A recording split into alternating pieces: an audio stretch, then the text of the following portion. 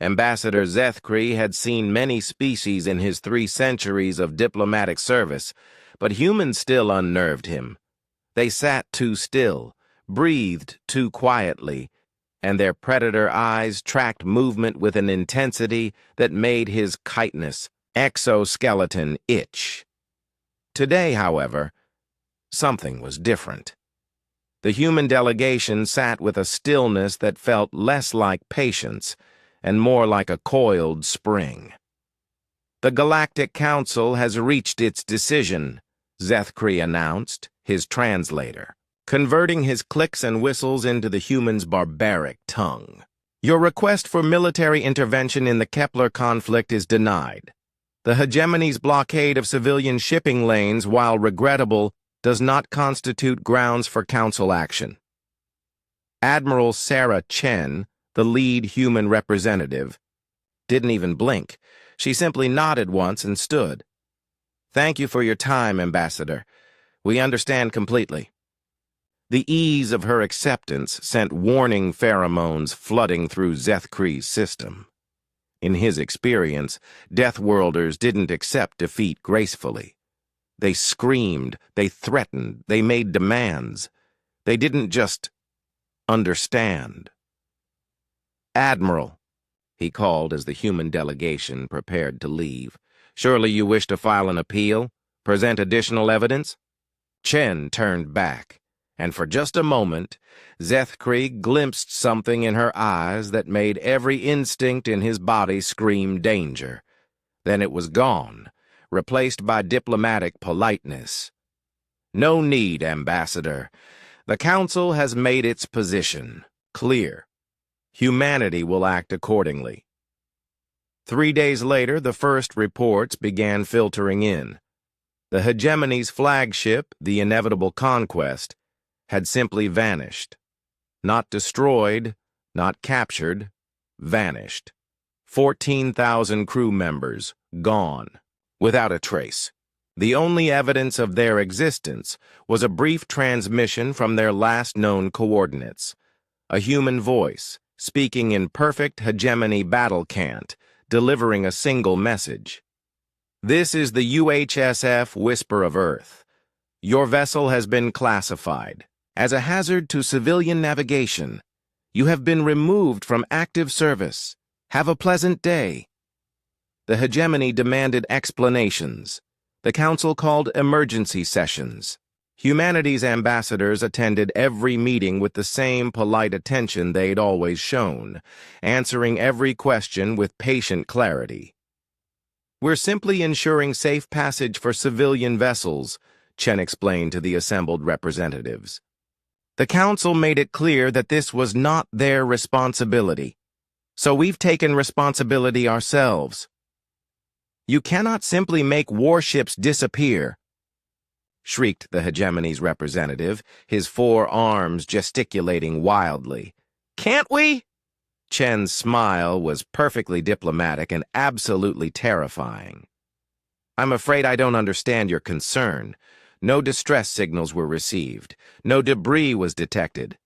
As far as our records show, your vessel completed its patrol route and departed the area. Perhaps you should check your own navigational logs." The lies were so blatant, so obviously constructed, that they became a form of psychological warfare. Everyone knew what had happened.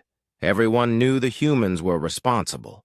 But they'd done it so cleanly, so completely, that there was no proof to present. The hegemony dispatched 3 more fleets to restore their blockade. They lasted a combined total of 6 hours. By the end of the first week, shipping lanes throughout hegemony space had somehow become the safest in the galaxy. Pirates disappeared.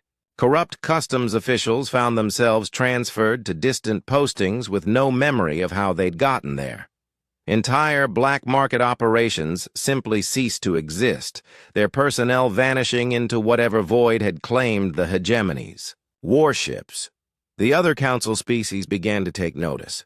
The Zephyrians, who had been reconsidering their trade agreements with human colonies, suddenly found those agreements quite reasonable after all. The Crystalline Collective, which had been making territorial claims on asteroid belts in human space, discovered that their survey teams had an alarming tendency to get lost in perfectly mapped star systems. "What have you done?"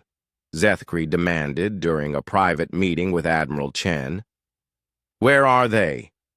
Where are the ships? The crews?" Chen sipped her coffee, a beverage that could dissolve the internal organs of most species, and considered the question. "They're safe," she said finally.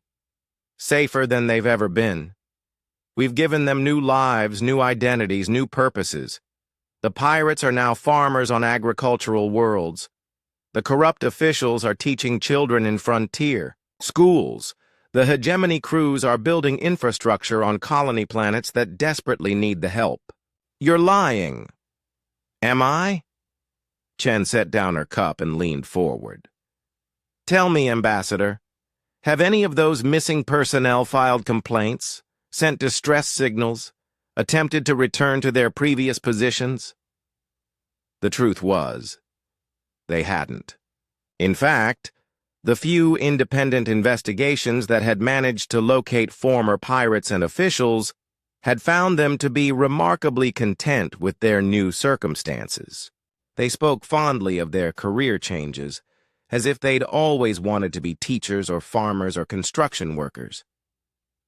"It's impossible," Zethkri whispered. "The resources required, the technology—" "You've been thinking about this all wrong," Chen interrupted. "You see humans as a young species, barely beyond your own stone age. You forget that we're Deathworlders. Do you know what that means, Ambassador? Really know?" Zethkri's translator struggled with the concepts that followed. "It means we evolved on a planet that was actively trying to kill us every single day. Weather that could level cities, predators that could hunt us across continents, diseases that could wipe out civilizations. We survived by becoming the most adaptable, most resilient, most dangerously creative species that evolution ever produced." Chen stood and walked to the viewport, gazing out at the star field beyond. "You've seen us playing by your rules for 50 years, trading, diplomating, following council protocols. You thought that was us being civilized, but really, we were just being polite." She turned back to face him, and this time she didn't bother to hide what lurked behind her eyes. "The hegemony made the mistake of threatening human civilians. They forgot that we're not just Deathworlders. We're Deathworlders who care about our own. So we stopped being polite." Zethkri felt his exoskeleton begin to crack under stress. "What do you want?" "Nothing you weren't already willing to give," Chen replied. "Safe passage for civilian vessels, fair trade agreements, respect for territorial boundaries, the same things we've always wanted." "And if we refuse?" Chen's smile returned, warm and diplomatic and utterly without mercy. "Then I suppose you'll find out what happens when Deathworlders stop playing by anyone's rules but their own." The next day, the Galactic Council voted unanimously to adopt new protection standards for civilian shipping. The hegemony's blockade was declared illegal retroactively. Trade routes throughout the galaxy were placed under joint protection, with humanity taking a leading role in enforcement. The vote was 37-0, with 0 abstentions. Later, in his private quarters, Zethkri accessed the restricted files that detailed humanity's first contact with the galaxy. The official reports described a primitive species, barely capable of interstellar travel, eager to join galactic civilization. But buried in the classified annexes, he found the real assessments. The xenobiologists who had studied humanity's evolution, the military analysts who had reviewed their historical records, the psychologists who had interviewed their first ambassadors, Every single report carried the same recommendation. Do not provoke, do not threaten, do not give them reason to stop pretending to be civilized. The galaxy had ignored those warnings for 50 years. Now they finally understood why the warnings had been written in the first place. Humanity hadn't changed. They had simply gotten serious. And the galaxy would never forgive itself for making that necessary.